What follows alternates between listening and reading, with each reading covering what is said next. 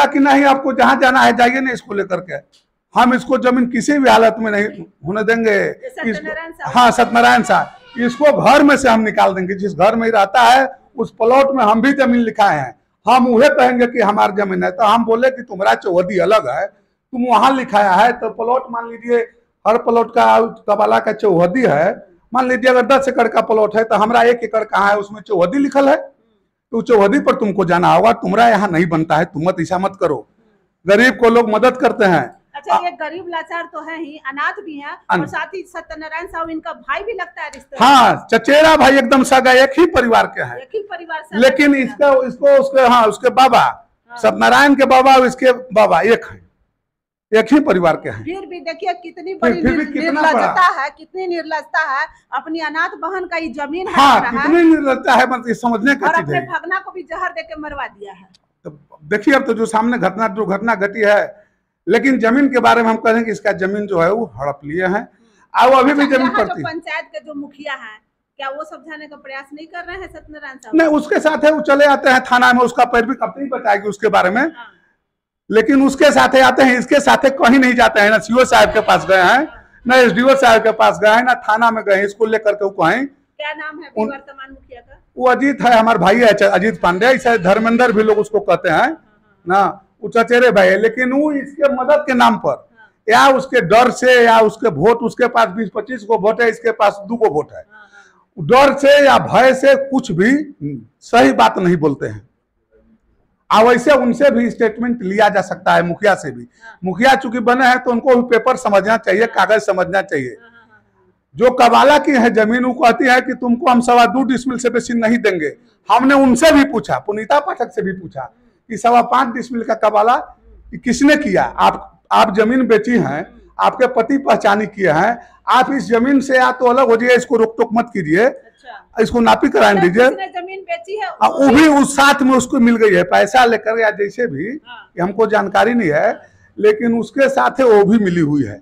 मतलब जो इनको अकेला गरीब, हाँ गरीब आदमी के चलते, हाँ इसका जमीन जो है, इसको इसका माने 80 कड़ी रोड पर आ रहा है, इसको 35 कड़ी मात्र दे करके गरीब आदमी दूसरे के थोड़ा सा जमीन में निकलती है। अब इसका निकसार भी झाला लगा करके बंद कर दिया, अभी भी आप लोग जाकर के देख सकते हैं, वो देखने का चीज है। अगर बात तो आप इस मैटर को समझ गए होंगे। ये पूर्व मुखिया है और ये पूरा न्याय दिलाने की कोशिश कर रहे हैं। प्रतिनिधि हम हैं, आप मुखिया प्रतिनिधि हैं, तो न्याय दिलाने की कोशिश लगातार कर रहे हैं। और ये जो महिला हमारे साथ बैठी हुई हैं, मीना देवी उर्फ कुंती देवी, इनका 5.25 डिसमिल जमीन इन्होंने पुनीता पाठक से खरीदा था, और पुनीता पाठक इन्हीं के चचेरे भाई सत्यनारायण साहू के साथ मिलकर पुनः उस जमीन को कब्जा कर रही हैं। इसी सिलसिले में इनके एकमात्र 18 साल के नौजवान बेटे को जहर दे करके हत्या भी कर दिया जा चुका है। तो क्या इस धरती पर एक गरीब होना, एक अनाथ होना, मतलब होना श्राप है? क्या गरीब और अनाथ होने के चलते सब लोग लूट के खा जाएंगे? ये सवाल मैं आपके लिए छोड़े जाती हूँ। परिचय दे दिया जाए। मेरा नाम उमाकांत पांडे, ग्राम पंचायत कर्णपुरा, ग्राम गिद्धि का मैं निवासी हूँ। इन लोगों का जब आपसी विवाद जमीन संबंधी आया तो मेरे पास ही पेपर लेकर के आई। हमने इनका कबाला और रसीद देखा तो इनका कबाला है और रसीद भी ऑफलाइन और ऑनलाइन दोनों करता है।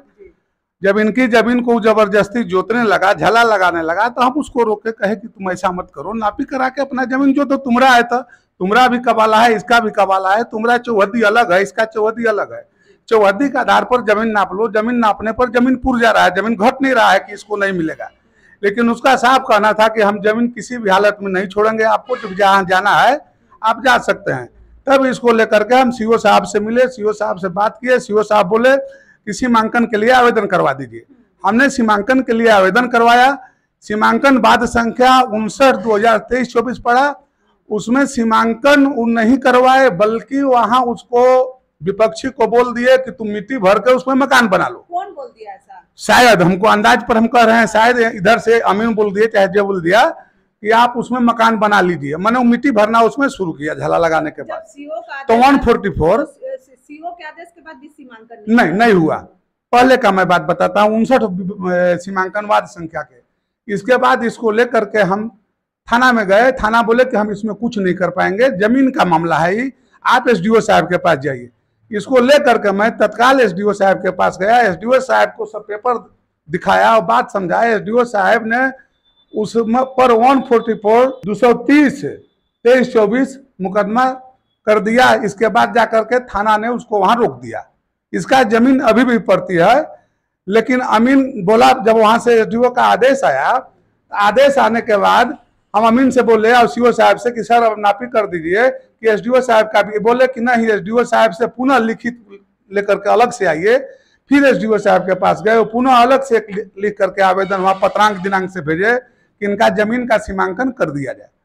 इसके बाद सीओ साहब बोले कि फिर आप रसीद कटवाइए। गरीब आदमी से, अनाथ से 1000 रुपया फीस जमा करके हम पुनः इसका फीस जमा करके बोले कि जमीन का तुम्हारा नापी सीओ साहब बोले हैं कर देंगे।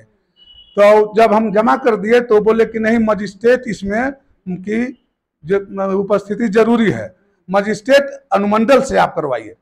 इसके बाद यहाँ से लेटर बना के सीओ साहब अनुमंडल को भेजो। वहां इसको लेकर के हम एसडीओ साहब के पास गए, वहां से मजिस्ट्रेट की भी प्रतिनियुक्ति हुई। इसके बाद 28/8 को इसका सीमांकन का पुनः डेट पड़ा कि मजिस्ट्रेट की उपस्थिति में इसका नापी करा लिया जाए। इसके बाद अमीन वहां नापी करने गए। अमीन दिन भर इसके बेटा से चैन खिंचवाए। बेटा वो परेशान था, ये अनाथ है, गरीब है, एकमात्र इसकी लड़की है, वो शादी लायक है। इसके पास 5.25 डिसमिल जमीन कनपुरा पंचायत में है। वो जमीन भी दूसरे से खरीदी है, इसका कोई बाप दादा का वो जमीन नहीं है। वो नापी किए, लेकिन नापी करने के बाद जब मजिस्ट्रेट बोले, अभी भी होंगे इसी जगह है वो, कि पत्थर गाड़ दीजिए, इसका जमीन निकल रहा है।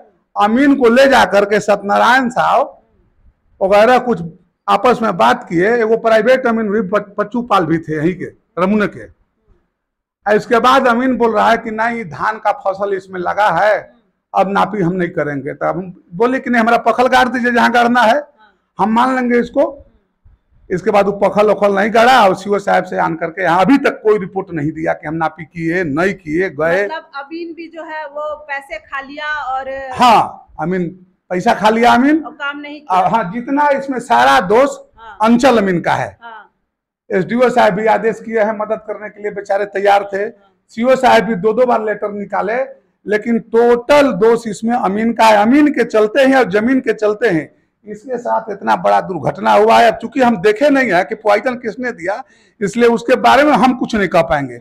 लेकिन जमीन इसका है, गरीब का है, इतना हम कंफर्म कर रहे हैं कि आज भी अगर नापी करा लिया जाए तो दूध के दूध और पानी का पानी हो जाएगा।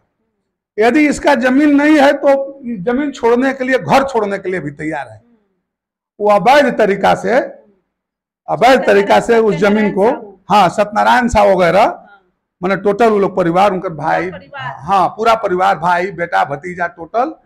अब साफ कहते हैं कि उजाड़ देंगे इसको, यहाँ रहने नहीं देंगे। वो हमसे भी बोले कि इसको तो उजाड़िए देंगे। तो क्यों उजाड़ देंगे, सिर्फ जमीन के? नहीं, हम बोले कि हम लोग रमना में जमीन लिए हैं, गढ़वा में लिए हैं, रांची में भी लोग लेते हैं, तो कोई उजाड़ता तो किसी को नहीं है।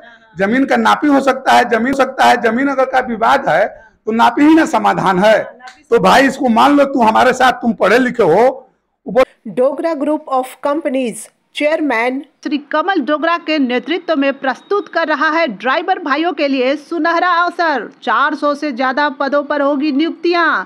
प्रति माह 31,930 रुपए की सैलरी, 12 घंटे काम, बीच में मिलेगा आराम।